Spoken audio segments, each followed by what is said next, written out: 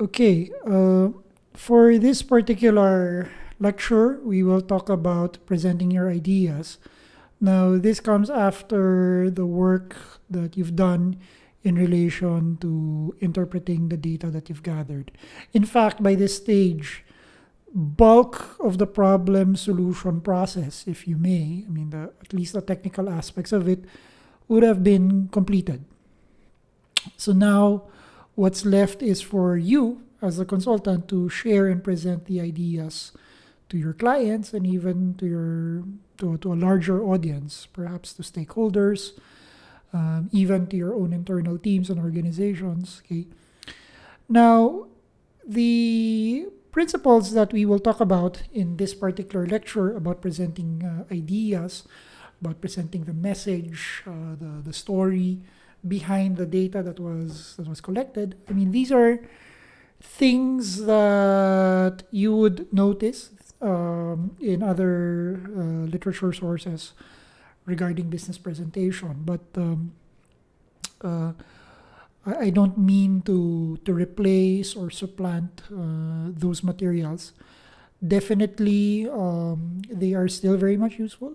Uh, but for this lecture, I will perhaps focus on a few things that I feel would be important in relation to one's role as a consultant. Okay, this is something that might be very peculiar to the consulting profession. Um, and we'll focus more on that. But when it comes to the techniques in presenting, okay, these are things that are best reviewed again by other sources, considering that they're probably better than what would be presented here. So that's the disclaimer at the start regarding this particular lecture.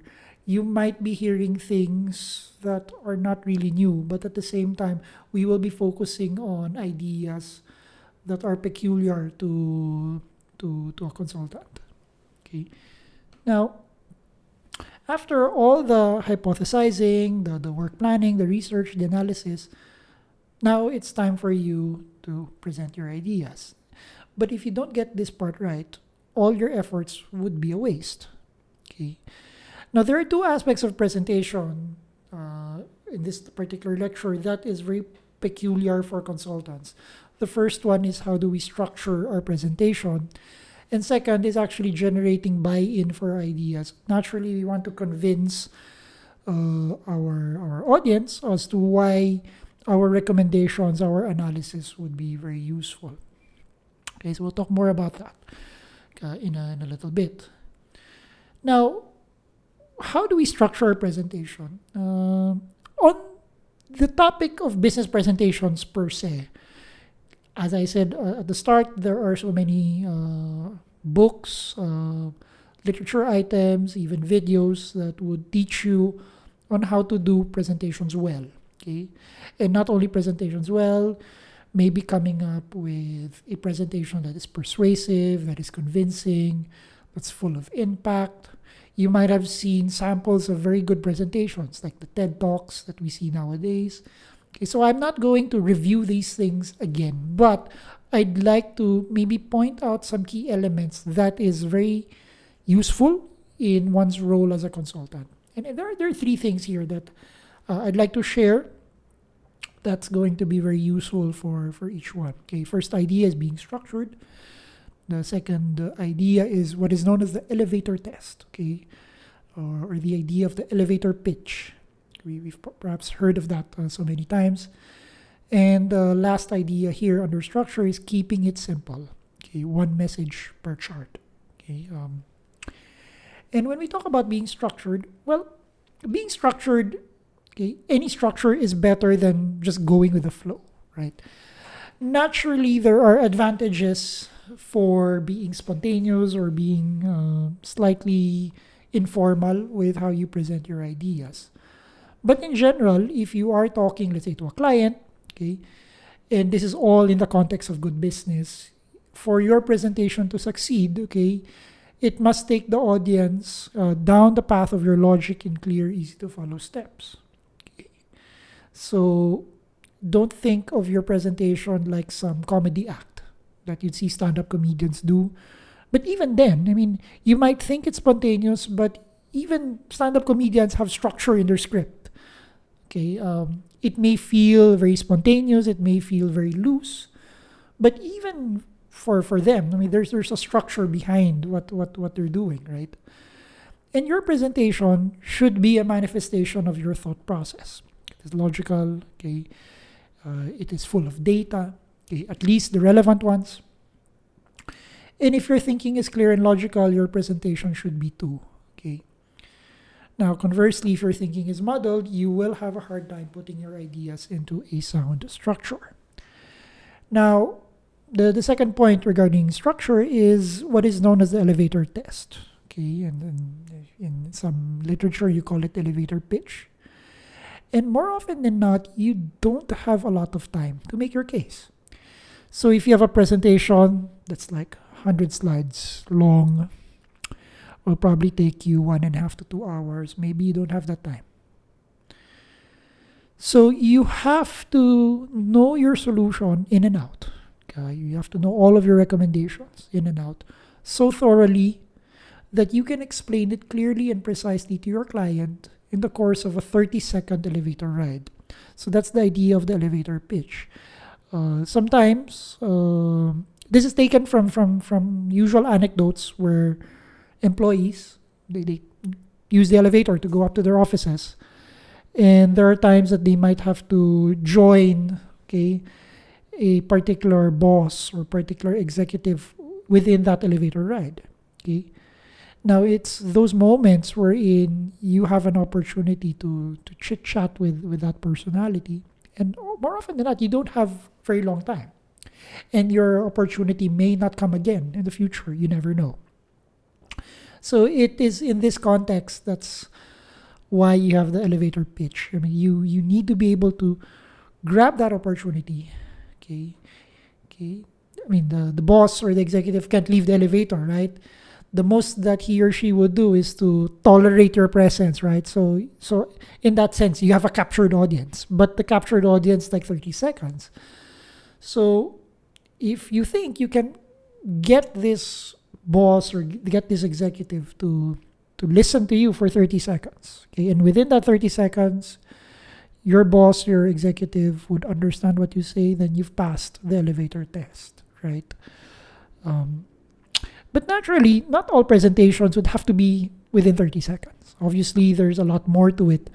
But the idea of the elevator test is that if you can condense, okay, at the minimum, your main idea into a short, sweet message, which may not be longer than 30 seconds, then it is a demonstration that you know what you really want to say in and out, at the very least. So, in other words, from the elevator test, you can actually expand it, your 30 seconds, into something longer, because you can have that conversation with anyone who probably would want to talk to you. And if you've passed the elevator test, okay, again, that 30 seconds can grow into different types of outcomes, okay? Maybe depending on the audience, okay, from your 30 seconds, you might have something that's good for 30 minutes. You might have other cases just good for 15, other cases good for an hour. But in all cases, everybody would get the same message as what you're getting. Okay, so that's the idea of the elevator test. And then keeping it simple, okay, one message per chart. Okay, the more complex a chart becomes, the less effective it is at conveying the information. If you recall that idea about a saying when it comes to designs, right? When you're designing products, it is said that if you have too many instructions, then it's a poorly designed product. Okay, so there has to be a balance of intuition and a little bit of guidance from the ones who made the product. So obviously, the more complex the chart becomes, the less effective it is at conveying the information. The meaning of the chart, of the slide, or whatever visuals you present, it should be immediately obvious to the reader. But definitely, you have to know who the reader would be, like who your audience would be, so that it would be easier for you to come up with a chart that is immediately obvious to him or her. Okay? And in this regard, you use whatever tools you need to bring that out. If you want to use the same chart to make multiple points, instead of just doing the typical copy-paste approach, right? You can use the same chart, the same reference, but you have to do some tweaks around it sometimes. You may have to redraw it. You may need to blow up certain portions of that chart. You may need to highlight relevant information from it, depending on your audience. The amount of work that needs to be done would be less still, because you're still getting it from the same source. But given that you'll probably be dealing with different audiences, then naturally you'll have to do a little bit more work in addition to that, just to tailor it to the audience that you'd want to present it to. And remember, you use charts to relay an information, to share that this is the message that I want to communicate to you, dear audience. Okay, it is not like something like an eye candy of some sort. Right? This is not an art project. Now, that's something that you'd obviously want to keep in mind. Okay. Now, when you are structuring your presentation, so how do you go about with it? Well, remember, you have to support your ideas with a solid structure. Okay. And presentation, at its root, is just like selling. It's persuasion. It's convincing. The reason why you present is you want to change the minds of your audience, okay? Assuming that they have a different opinion of what it is that you want to talk about, right? You want to convince them, you want to persuade them that whatever it is that you want to communicate to them is actually what's good for them, okay? You may have all the brilliant ideas. Your solution might be the most technically sophisticated out there, state-of-the-art, advanced. But if you're not able to communicate that across, okay, it's pointless. It's going to be a useless exercise. And you need to understand that, okay? For most of us in information technology, we might be so enamored with the technological superiority of the solution, but we forget that, hey, it's also important for me to communicate this well with others. Otherwise, it doesn't matter that it's technologically superior. Nobody appreciates it. Okay, so and that would be the downfall of your solution. We've seen so many cases in the past about this. Like, very nice product, very complex, comes up with some lofty ideas here and there, but the market didn't respond to it positively. Okay, and it has happened. Okay, so when it comes to presentations, you really have to convince them. And presenting is one way of doing so. But the presentation is not just limited to slide decks, right? Your presentation can be a skit. It can be some video montage of some sorts. Okay, it can be some role playing, right? But make no mistake, presentations matter. Okay. Now, a poor presentation can make a good idea tough for an audience to grasp. Okay, I think that's quite obvious. More often, though, a poorly designed presentation reflects a poorly thought out idea. And that's the reason why it's good to have a very structured presentation, and with your structure really lining up to how you've thought about your solution. And this is why the advice of a lot of experts in presentation say that you have to do your presentation as if it were a story. People respond better to presentations that have a narrative. A narrative that is compelling, that is persuasive, as opposed to a presentation that can be very dry, maybe very abundant in terms of data, all of them valid, all of them watertight in terms of logic. But if it's not presented in a story, okay, without that structure, without that proper scaffolding, the message will get lost. Okay. In fact, you could encounter a situation wherein the message might be badly received or misinterpreted, which is more counterproductive to what you really want to do.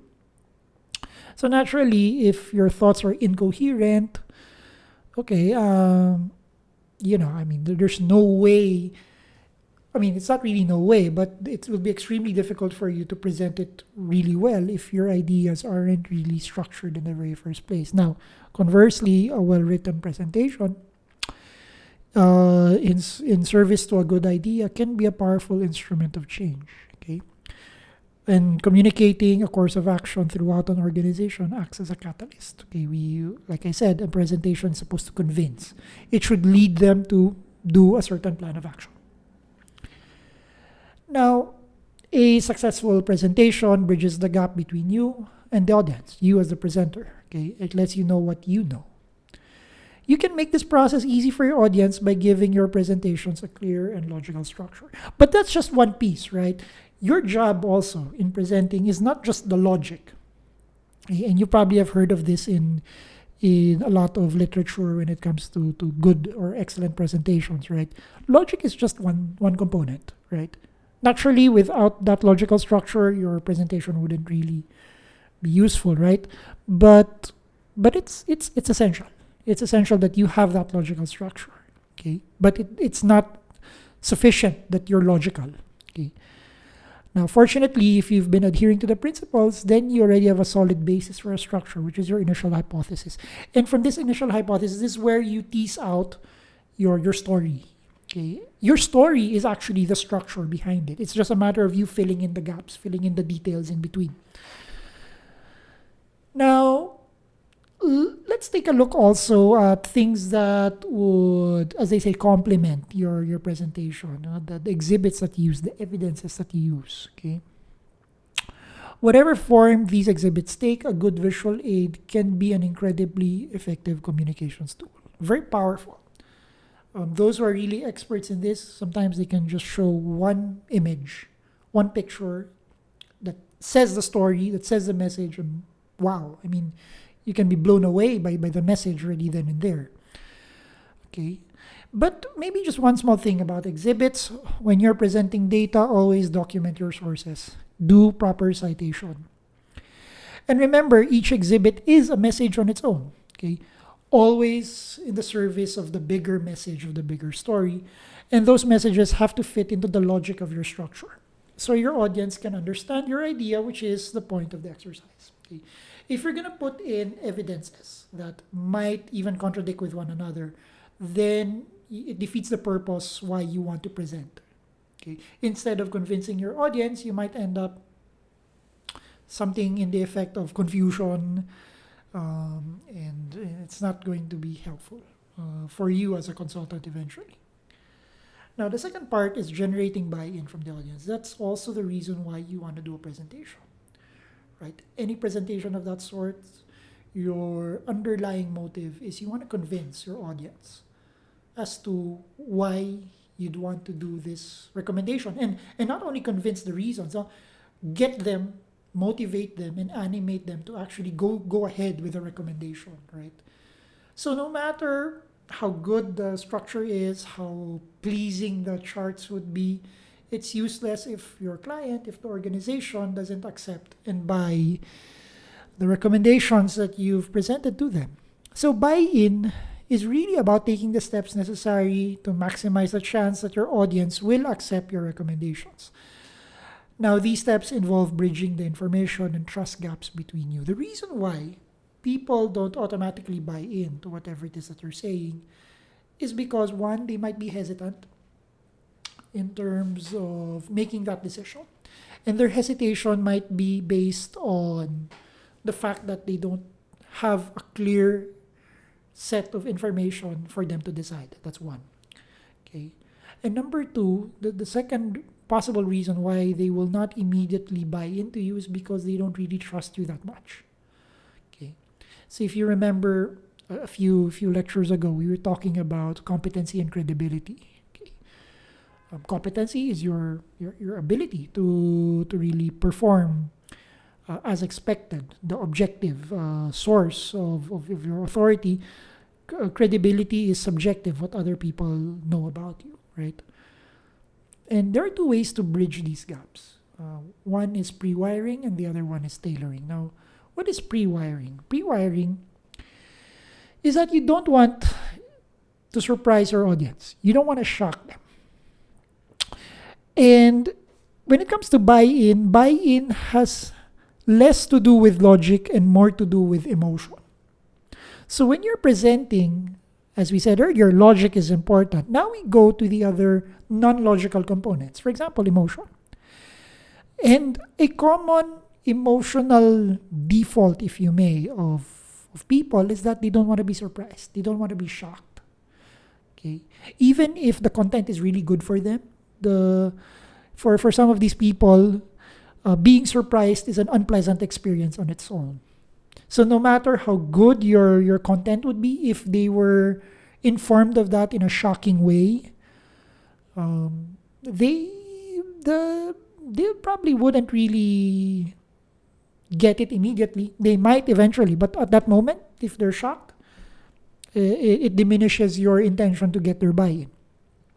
So the idea of pre-wiring is that you send out your recommendations beforehand, okay, requesting them to comment, especially from key decision makers before that presentation. And pre-wiring involves going through each and every decision maker, okay, walking through the presentation, like doing some sort of a mock presentation, if you may, so that you can gather some initial findings. It's like a first draft of your presentation. The final draft of your presentation is the presentation itself, right? So you want to do some earlier drafts. You want to test your ideas, your presentation to some people who would be important to you, right? And then you gather them, and then and so it's nothing is embarrassing. Okay, so you try everything out. Okay, and the reason why you don't want to shock people is because in the off chance that certain information presented would put some of the people in the audience in a compromising situation, that wouldn't look good on you. Again, we're talking about the non-logical components. If they see something that they didn't know will be presented and it put them in a bad spot, they would be defensive and they will do everything in their power not to support whatever recommendation you'd be selling to them. So that's the reason why it's good that you walk it over, you pre-wire, you talk it over with some key people before you actually do the formal presentation. Okay, it keeps you from getting blindsided by major objections. This gives you an opportunity to, solicit feedback early on, and then you already work on those feedback items before the big presentation day, right? It also helps you build consensus, because if you're able to convince them individually, then, at its most extreme, the final presentation is nothing more than a formality, right? Because everybody has seen it, everybody has no objections to it, okay? And I'm sure whatever objections they might have, there's an opportunity for you to discuss it with them without each one feeling embarrassed about that, right? Also gives you a chance to revise your original idea, okay? Adapt your solution to the political realities of your organization. Again, this is another non-logical part, the political side of things. Sometimes they're really motivated by agenda that has nothing to do with logic, that has nothing to do with the objective realities of the situation. And finally, pre-wiring acts as an additional reality check on your findings. A last way for you to test certain things. Now, these effects actually help the likelihood that your solution will be approved and implemented. So that's the beautiful thing about this, about pre-wiring. Okay. Now, how do you go about with this? Well, you avoid surprises. Okay, that's the main principle we said a while ago. And then, lastly, tailoring your presentation to the audience. Okay, in business, people don't like surprises, new information that forces decision maker to change their plans or alter their procedures. And really, a lot of the reasons why they don't like this is personal in nature. Sometimes they don't want to be embarrassed, okay? They don't want to be proven wrong, which erodes their credibility. They don't want that, okay? That's why most people don't like surprises. And pre-wiring reduces your potential for surprises, okay? It also acts as a check on your solutions, because those who review recommendations may mention something that you missed in your research and might just change your results. Okay. So there's this possibility that no matter how rigorous your research has been, your analysis has been, you might miss out a few things. You could experience that. That can happen. Okay, that has happened to a lot of people, even myself included. There were some things in the initial analysis that I haven't been able to consider. But because I've done a preliminary presentation to some of the key stakeholders, I was able to get initial feedback already. More importantly, discussing your results outside the context of a large meeting increases your chances of getting those decision makers to buy into your ideas. There is this phenomenon in team dynamics known as groupthink. And sometimes the loudest person tends to be the one who is the most influential, not necessarily the most correct person, right? So somebody who's just loud, who's very assertive or even aggressive, and that's usually the one that dictates the flow of the conversation in a group. But those with sensible, valid ideas, because they're not a big voice, okay, their inputs get drowned in that. So by making sure that you pre-wire, you talk to each one individually prior to the main presentation, you are actually able to tap into those voices early on, without them being drowned by the loudest voice. Okay. And in a one-on-one setting, okay, you're able to open up your thought process to them in a way that is difficult to do in more formal settings. Okay. At this stage, when you're pre-wiring, when you're doing preliminary meetings with some of the people in your audience, you're not presenting yet. You're not presenting yet formally, but you are presenting already. So in any case, in both cases, okay, you'll see that it's really about delivering the message across. But how you deliver that message in a smaller group, particularly in a one-on-one setting, it can be easy for you to be a little bit more spontaneous, a little bit more informal, okay? But obviously within the parameters of what's considered as professional, okay? And in that situation, they themselves, they will return the favor to you, because maybe in a bigger group, they're not really comfortable voicing out their thoughts. In a one-on-one setting, they would be more comfortable doing that with you. Now, the nice thing about this is that if someone takes an issue with a particular recommendation, you may be able to work that out before the big meeting. Okay? And that ensures that that person will be on your side when the time comes. Okay. Now, the next idea here is tailoring. Okay? It means adapting your presentation to your audience, whoever it may include. Okay, and even if your audience comes from your own organization, the people in it may not share your background or knowledge of the subject matter. Okay, they may respond better to some styles of presentation than others. Okay, formal versus informal, large presentations versus intimate discussions, text-based versus audiovisual, just to name a few.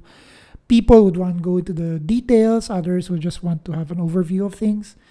If your presentation is to succeed, you really need to know your audience, the preferences of the audience, and the background of the audience. I mean, this is common in most business presentation literature. I mean, you really have to tailor it very specifically to your audience. Okay, don't worry too much about the reuse. Okay, because at some point in time, you will have to do a little bit more effort, even if you're using the same material over and over again. So you're not really going to avoid having to spend time and effort. Okay. So it's very important that we go through this tailoring process in a diligent manner.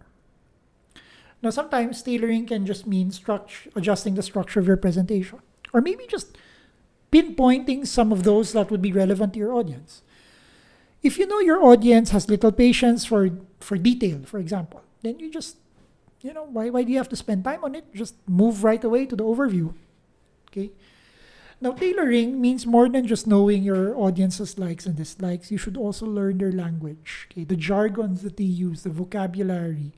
Sometimes you would be tempted to use your own vocabulary. That's fine.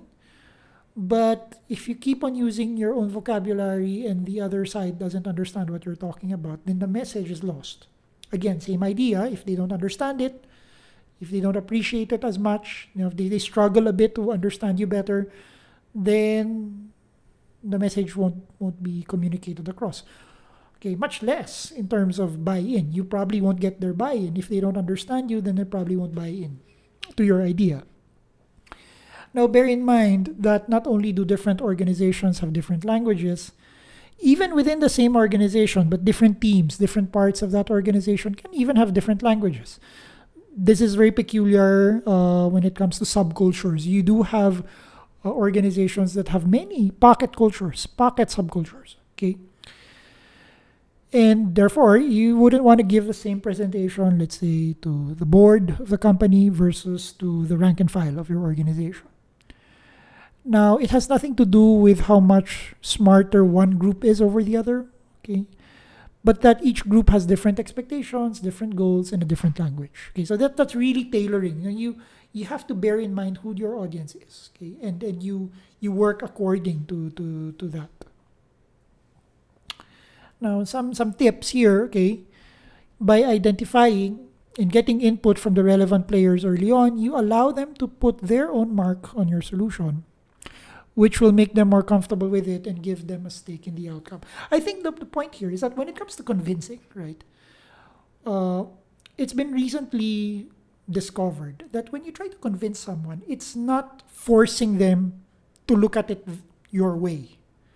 It's really about creating an environment wherein they come to a situation wherein on their own, they realize that what you're saying is something that is useful for them.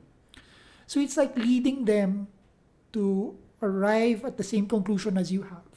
It's not forcing that idea to them, and that's really buy-in.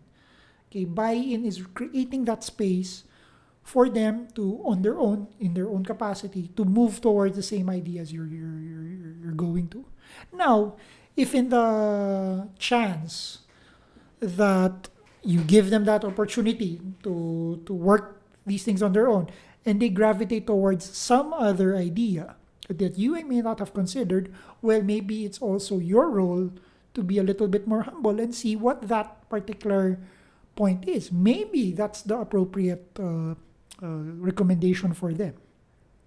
But if you were to do that in a pre-wiring setting, in the preliminary meetings, you have a chance to actually capture these things and tailor it for your final presentation. Okay. You also give those outside of your team a chance to expose any errors. Okay. It's good that you have multiple pairs of eyes looking into these things. Okay, so that you still have time to correct them. Now, when it comes to tailoring, sometimes you have to act on the fly. Even good preparation, sometimes when you're about to present, you'd get a lot of curveballs, right? You might be surprised yourself that, oh, I didn't expect this to happen with my audience, okay? Again, there's really no disciplined way, I suppose, in making this work. It really comes with experience as well.